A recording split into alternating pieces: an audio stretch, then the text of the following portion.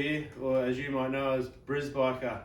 Just wanted to talk today, short one about servicing your Harley Davidson. So I just currently had mine done. It was its second service. It was 8,000 kilometres or it's 5,000 mile service. So it's pretty much yearly from now on, your 8,000 Ks or 5,000 miles. Unless you're doing more than that, you go in more frequently, but it just depends on, I pretty much ride on weekends when I can during the week before I go to work or whatnot. Do you go to your dealership, your Harley Davidson dealership, or would you go to an independent? Because they pretty much can do everything that the Harley dealership can do, except for a few things like if you lose a key fob and things like that, you have to go to a dealership to get them replaced because there's some things that are VIN locked. So you need to go to your dealership. And if there's any software updates, you probably should get your bike checked every once in a while at a dealership, just to make sure everything's up to date. But for me, it was only my second service of this bike, so 8,000 kilometres or 5,000 miles. So I had my first service done through the dealership where I bought my bike. That was 1,600 kilometres or 1,000 miles. So I did that, and then I've just done over 8,000 Ks on this, so I've decided to take it to Garage 37, which is down the road from me, and they've done a good job. But every once in a while I think I'll take it to a Harley dealership just to make sure there's any updates or things like that. But I actually took mine to an independent dealer. So I want to know people's opinions on, whether they're a bit worried about should they go to a Harley dealership or go to an independent. Is it because of warranty? So I've done work to my bike, so really some of the things warranty won't help with. So I've had a dyno tune and things like that. So I had the cam put in at a Harley dealership, but I've had a dyno tune since then at an independent, and that's who I took it to do the servicing this time.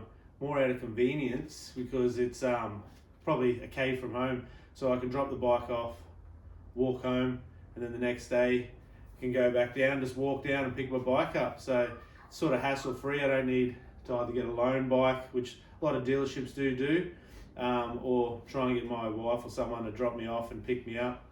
So it's just more out of convenience that I've done that, and I'm happy with the work they've done for me with installing my LA Chopper thresher bars. They did a good job of that. I ended up putting longer cables on just to free all that up a bit easier, but you don't really have to when you're only going to 12-inch bars. And I had them dyno tune, and the bike's been running really good since they've done that work to it. So there was a couple of things where a fault code came up due to the O2 sensor, but they sorted that out. They spoke to Dynojet, so Power Vision, which is the tune they use for that when they're dyno tuning it. So they've spoke to them and they've worked all that out, and that's cleared those fault codes. They don't come up anymore. So yeah, the bike's running really well. I just want to know, people's opinion.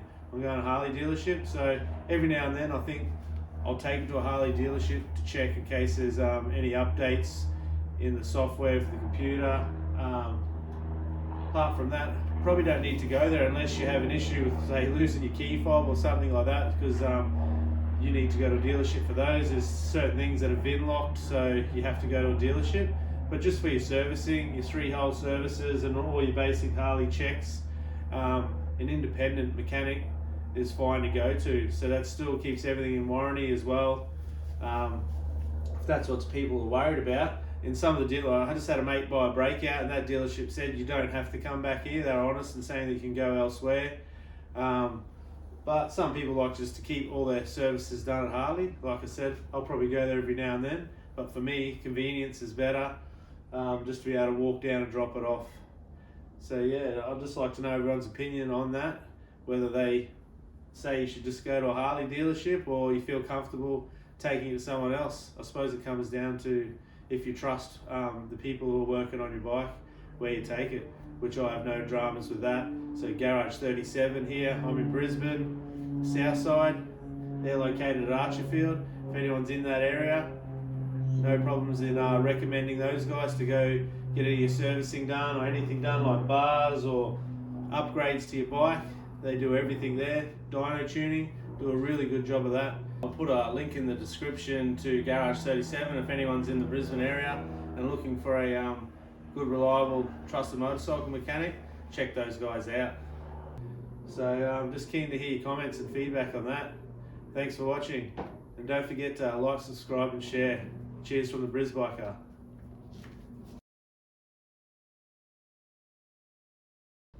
Just a bonus little tip here for resetting on your display. If you go to an independent, they might not do it. So if you go to home and have a look at information and then press on that, it'll say distance till next service. So mine, I reset, but I can just quickly show you how to do that because they might not do that. Dealerships will do that, but an independent might not go in there and do that. So you just reset it once it's serviced, and that'll show like once you get to 8,000 kilometers, as we've got here in Australia, but it'll be miles, 5,000 miles if you're overseas. But I'll just give you a rundown on how you quickly do that. So what you do is you turn your ignition on the bike, and then once the just like that, turn the ignition on, and once the screen comes up, you'll have the warning there. Hold down on your power button there for probably it'll be close to 20 seconds, and then the screen will come up that you're after, like that. And what you do is you want to scroll down to reset, and don't touch any of these, leave all those. You just go straight down to mileage reset. You'll click on that, you'll go yes or no. So you'd normally press yes, which will clear it. Mine's on 0 anyway, but if I just go yes, mileage since last service was reset. So if you go back out of here into your information, check back at that, and that's set at 0. So if you've just had your service, say you're at 8,000 or 16,000 Ks, and then you go to an independent mechanic, they might not do that. So just make sure you go and reset it, and it'll show on your bike how many Ks until your next service, which you should know anyway by your odometer, but it's just an extra little added thing, and that's how you change it. It's simple.